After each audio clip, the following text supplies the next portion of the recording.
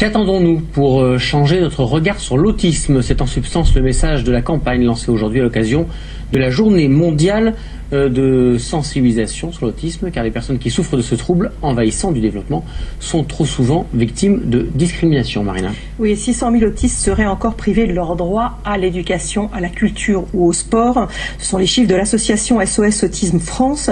On va en parler dans quelques instants avec une invitée, avec Olivia Catan, qui est la présidente de SOS Autisme France, qui va nous rejoindre. Mais en attendant, vous allez voir que cette association a fait appel à de nombreuses personnalités pour dénoncer cette réalité. Regardez tout de suite le spot de cette campagne. Est-ce que quelqu'un veut me dire la récitation là que j'ai là? Et toi aussi, Ruben? Oui. Ben, c'est toi qui vas la dire. La cour de mon école. L'autisme est un trouble du développement qui peut toucher n'importe quel enfant.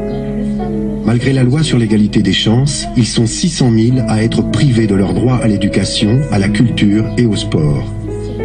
Pourtant, l'autisme n'est ni une déficience mentale, ni une maladie contagieuse et surtout pas une fatalité. Qu'attendons-nous pour changer enfin notre regard sur l'autisme? Voilà, là, vous venez de voir Gérard Klein dans ce spot. On pourrait également citer Mathieu Chédid, David Douillet, Valérie Bonneton, Philippe Geluc. Et cette campagne a été réalisée par Patrice Lecomte. Patrice Lecomte, c'est le réalisateur des Bronzés, hein, c'est bien ça? Notamment, il a fait beaucoup d'autres choses. C'est ça, d'accord. En tout cas, toutes ces personnalités... Non, mais parce que je me demandais si c'était bien le même. Toutes ces personnalités se sont mobilisées. Il fallait au moins ça pour montrer l'ampleur du problème en matière de discrimination des autistes. On va accueillir tout de suite notre invitée. Je pense qu'elle arrive, Olivia Catan, qui est la présidente de SOS Autisme France, à qui je pense qu'on met juste un petit micro, je pense. Voilà, la voilà. On l'accueille tout de suite. Allez-y, venez, je vous en prie. Bonjour. Bonjour. Donc je suis en face de... Ici, venez ici. À la barre des témoins. Je viens à la barre des témoins. Voilà, exactement. Donc on vient de voir le spot de la campagne. Ce qui est important, c'est de lutter contre les clichés dont souffrent les autistes aujourd'hui, c'est d'essayer de régler ces problèmes de discrimination qu'ils vivent encore. Oui, c'est sensibiliser vraiment le plus grand nombre. Et quand je dis le plus grand nombre, c'est les médias, c'est les médecins, c'est aussi toute l'opinion publique pour qu'enfin nos enfants soient acceptés dans les écoles, dans les cours de sport, dans les conservatoires, parce que ça concerne vraiment tous les secteurs où on a quand même de grosses difficultés à faire accepter nos enfants. Mais on parle souvent de l'école, mais il n'y a pas que ça. Il n'y a pas que ça, et puis il y a la vie quotidienne. Imaginez qu'aujourd'hui, même pour aller chez le dentiste, pour un enfant autiste, c'est extrêmement compliqué. On n'arrive pas à trouver un dentiste qui soigne votre enfant. Mais pourquoi expliquer aux téléspectateurs? C'est compliqué pour le dentiste. Oui. Parce que le dentiste réunit plein de choses très désagréables pour l'enfant autiste. Il y a l'intrusion dans la bouche, il y a l'odeur, il y a le goût, il y a le bruit. Voilà, il y a plein de choses. Des agressions pour l'enfant autiste. Pour eux, c'est vraiment des agressions. Donc il faut quand même des dentistes spécialisés qui prennent le temps. Et ce temps-là, personne ne veut le prendre avec nos enfants. Donc on nous dit, bah écoutez, il faut l'endormir de façon, faire une anesthésie générale pour pouvoir soigner de caries. Donc on en arrive à des extrêmes comme ça, à une absurdité. Alors que quand on va à l'étranger, moi c'est le cas, je vais souvent à l'étranger pour faire soigner mon fils. Tout se passe très bien, mais ils prennent le temps d'accueillir l'enfant autiste, de lui expliquer, de lui montrer les différents appareils. Et ça, c'est valable pour tout. Pour chez le médecin, parce que voilà, on a des vies quotidiennes de parents. Moi, j'ai 3 enfants. On a des vies quotidiennes qui changent quand on a un enfant autiste. Mais des fois, ils sont malades, il faut aller voir le médecin. Ils ont les mêmes besoins. Donc, il faut évidemment que tout le monde soit formé, soit sensibilisé pour accueillir nos enfants de la meilleure façon. Et quelle est l'image, vous avez l'impression, de la société encore française en tout cas, quelle est l'image qu'elle a des autistes? Alors il y a une double image, on va dire.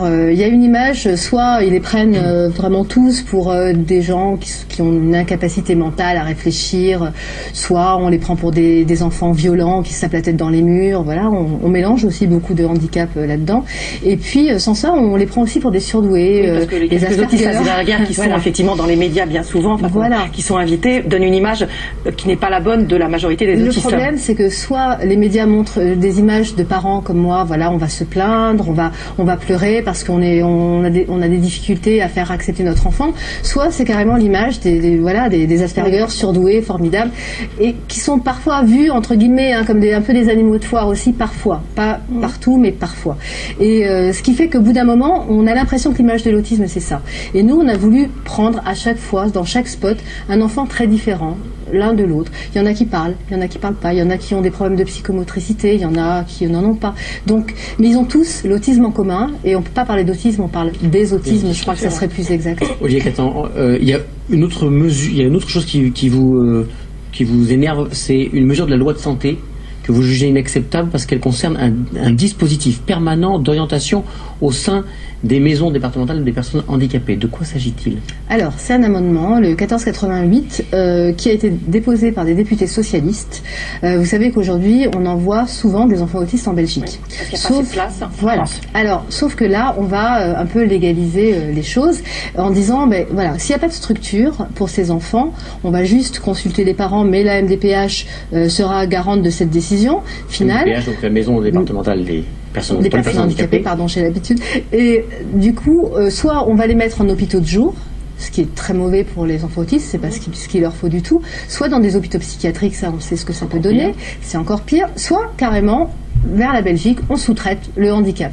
Donc c'est une honte, un scandale. Donc j'appelle, j'ai pas peur des mots, un scandale sanitaire. Et il faut dire qu'en Belgique, c'est pris en charge par la sécurité sociale. Donc c'est quelque chose qui est quasi accepté pour ne pas créer des structures en France. Oui, c'est quand même fou ça. Mais c'est parce que ça coûte moins cher. Parce que c'est ça qu'il faut savoir. C'est qu'en fait, si un enfant est à l'hôpital de jour en France, ça coûte une certaine somme. Si on l'envoie en Belgique, ça coûte moins cher.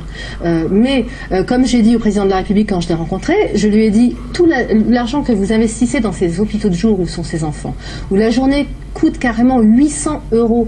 Remettez cet argent dans des centres éducatifs, dans la formation d'auxiliaires de vie scolaire, dans le recrutement d'AVS, et là on n'aura plus aucun problème. Donc c'est pas une question de moyens financiers, c'est une question de réflexion, de volonté d'avoir une vue d'envergure de l'autisme, de savoir ce qu'il faut faire. Les enfants puissent être pris en charge dans leur pays. Moi je suis prête à payer des billets d'avion à tous les ministres pour qu'ils aillent voir ce qui se passe au Danemark, en Italie, aux États-Unis, au Canada, où les enfants sont intégrés partout, on les voit partout ces enfants. C'est beau la différence. Donc il faut l'accepter. Merci beaucoup. Merci évidemment cet amendement aussi. Merci. C'est la